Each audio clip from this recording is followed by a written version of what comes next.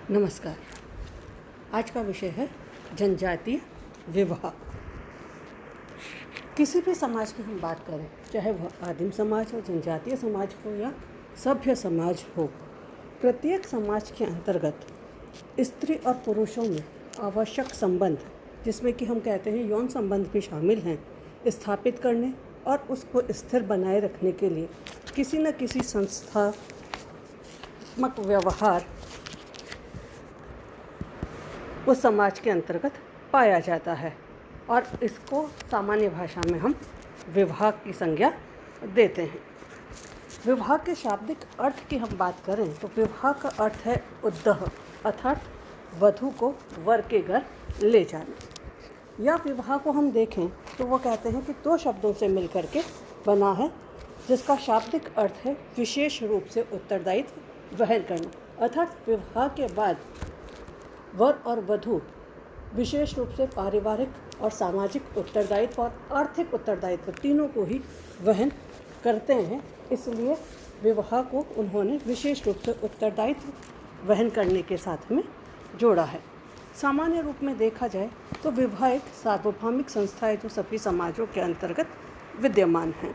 हिंदुओं में विवाह धार्मिक संस्कार है, लेकिन अलग अलग समाजों में देखा जाए तो विवाह को अलग अलग रूप में परिभाषित किया गया है। कहीं यह धार्मिक संस्कार है तो कहीं समझौते के रूप में है।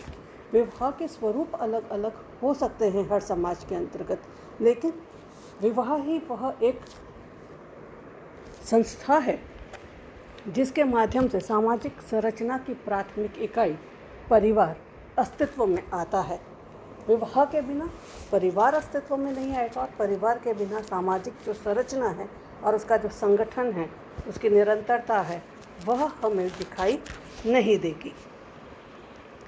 नेक्स्ट हम देखें विवाह की परिभाषा। WHR रिवर्स कहते हैं, जिन साधनों द्वारा मानव समाज यौन संबंधों का नियमन करता है उन्हें विवाह की संज्ञा दी जा सकती है।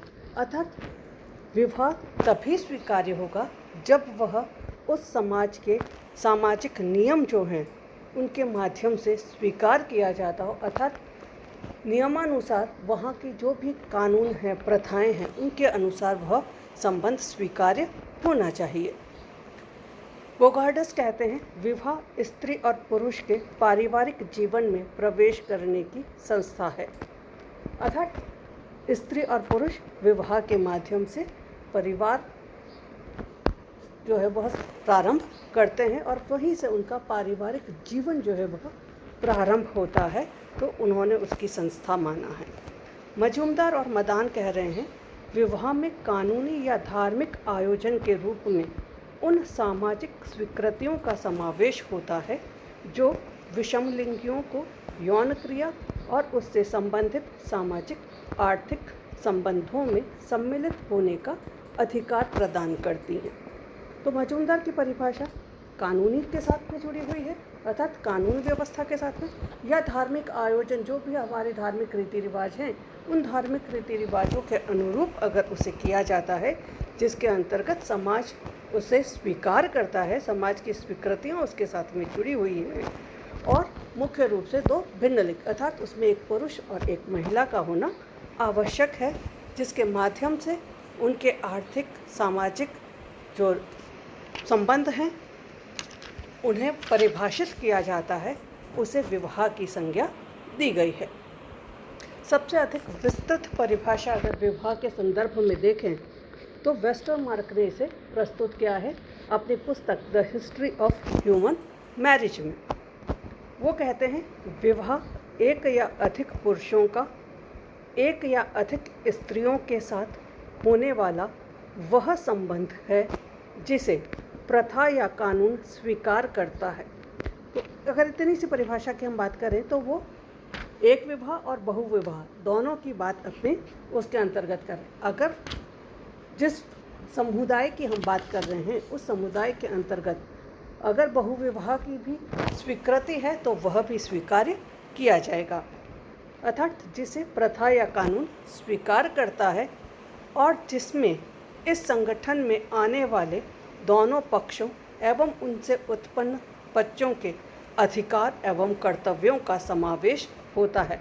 अर्थात उस विवाह के माध्यम से जो संतान उत्पन्न होंगी उसके प्रति उनके अधिकार और कर्तव्य, और न केवल संतानों के प्रति वरन दो जो समूह साथ में जुड़ेंगे उनके प्रति भी उनके अधिकार और कर्तव्य इसके साथ में जुड़े हुए होंगे।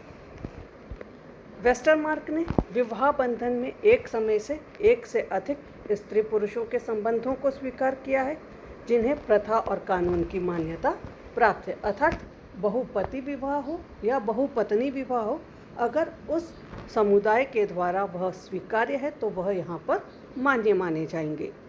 पति पत्नी और उनसे उत्पन्न संतानों के भी कुछ अधिकार और दायित्व जो हैं वह यहाँ पर प्राप्त होंगे। नेक्स्ट अब देखें विवाह की प्रमुख विशेषताएं। तो सबसे पहली विशेषता हम कहते हैं विवाह एक मौलिक और सार्वभौमिक सामाजिक संस्था है। सार्वभौमिक इसलिए क्योंकि विश्व का कोई भी समाज आज उठा के देखें, उसका इतिहास हम देखें तो सब में विवाह नामक संस्था देखी जा सकती है। इसलिए सार्वभौमिक संस्थाएं सभी कालों में सभी समाजों में यह विद्यमान रही है। स्वरूप जरूर अलग अलग यहाँ पर रहे हैं लेकिन संस्था विद्यमान रही है।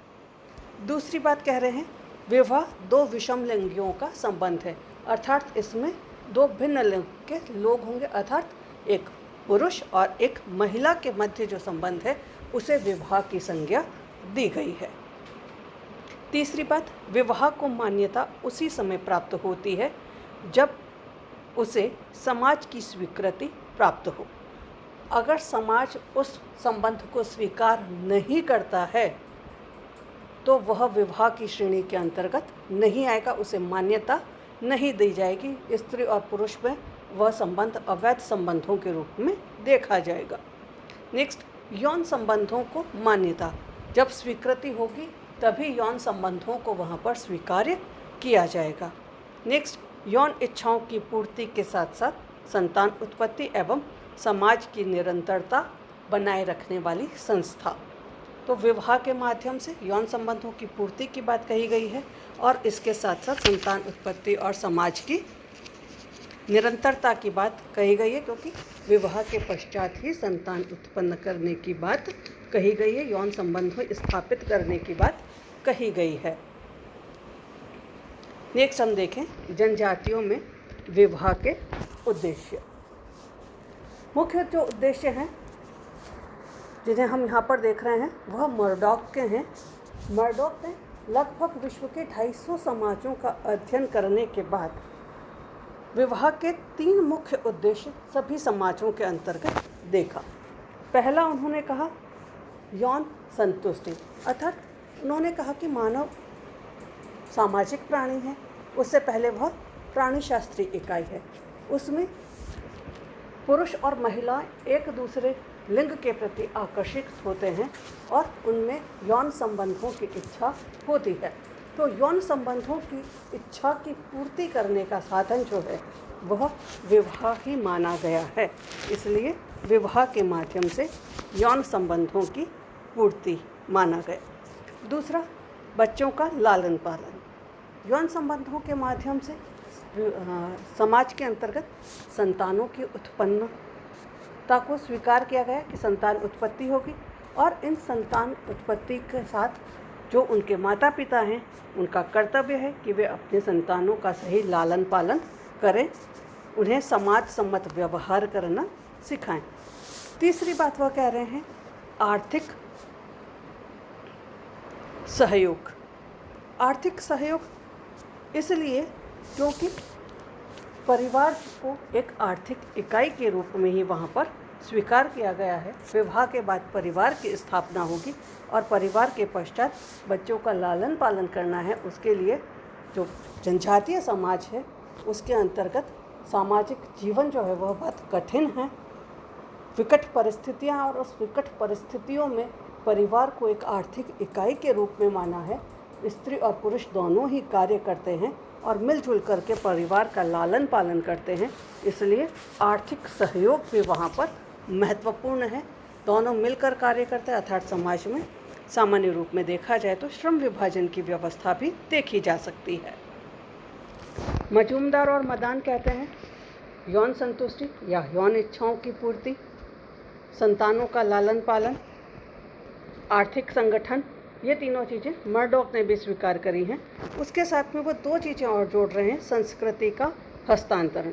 संतान का जब लालन पालन कर रहे हैं तो हम ये मानते हैं कि वह अपने समूह की संस्कृति, सामाजिकरण की प्रक्रिया के माध्यम से उन्हें शिक्षित करते हुए एक पीढ़ी से दूसरी पीढ़ी को हस्तांतरित करेंगे। श्रम विभाजन, जैसा मैंने आपको बताया, आर्थिक इकाई के रूप में परिवार को माना गया है और परिवार को चलाने के लिए स्त्री और पुरुष दोनों ही कार्य करते हैं।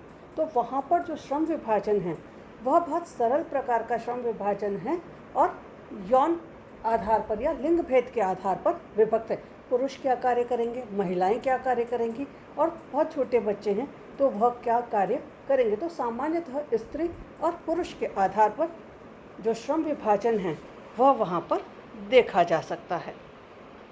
लास्ट हम देखें गिलिन और गिलिन को। तो गिलिन और गिलिन कहते हैं यौन संबंधों की पूर्ति, क्योंकि विवाह के अलावा यौन संबंधों या यौन इच्छाओं की पूर्ति करने को गलत माना गया है, इसलिए विवाह का जो उद्देश्य माना गया मुख्य वह यौन संबंधों की पूर्ति आदिम समाज के अंतर्गत देखें। फिर दूसरा संतान उत्पत्ति और उनका लालन पालन, आर्थिक सहयोग। उसके बाद दो अलग बातें इन्होंने भी कही हैं, उसमें एक है भावात्मक संबंध, अर्थात जब विवाह हुआ है तो न केवल दो परिवार, दो व्यक्ति, वरन दो परिवार, दो समूह आपस में भावात्मक रूप से एक दूसरे के साथ में जुड़ते हैं और एक दूसरे के सुख दुख में काम आते हैं। क्योंकि जो समूह वहाँ पर विवाह के लिए है वह बहुत छोटा है, आसपास का समूह ही है या अपने ही समूह के अंतर्गत विवाह किया है, तो आपस में जो संबंध है वो भावात्मक रूप से और अधिक सुदृढ़ वहाँ पर देखे जा सकते हैं। नेक्स्ट, नातेदारी का आधार। विवाह के माध्यम से व्यक्ति की नातेदारी जो है उसमें वृद्धि होती, क्योंकि नातेदार मैंने आपको बताया कि दो प्रकार के होते हैं। एक हम रक्त संबंधी नातेदार होते हैं जिनसे हमारा संबंध रक्त के माध्यम से जुड़ा होता है, और दूसरे नातेदार वे होते हैं जिनसे हम विवाह के माध्यम से जुड़ते हैं। तो नातेदारी का विस्तार जो है वह विवाह के माध्यम से किया जाता है। तो गिलिन और गिलिन कहते हैं एक उद्देश्य यह भी है कि व्यक्ति अपनी नातेदारी का विस्तार करना चाहता है, इसलिए वह विवाह करता है। अब कुछ जनजातियों में यह अपने ही समूह के अंतर्गत है और कुछ जनजातियों में यह समूह के बाहर विवाह की प्रथा को देखा जाता है। धन्यवाद। आज हम यहीं तक पढ़ेंगे। कल हम इसके आगे की जो चर्चा है वह करेंगे कि विवाह में जीवन साथी चुनने के तरीके क्या हैं, विवाह के नियम क्या हैं, उनकी चर्चा हम आने वाले वीडियो में करेंगे। Thank you.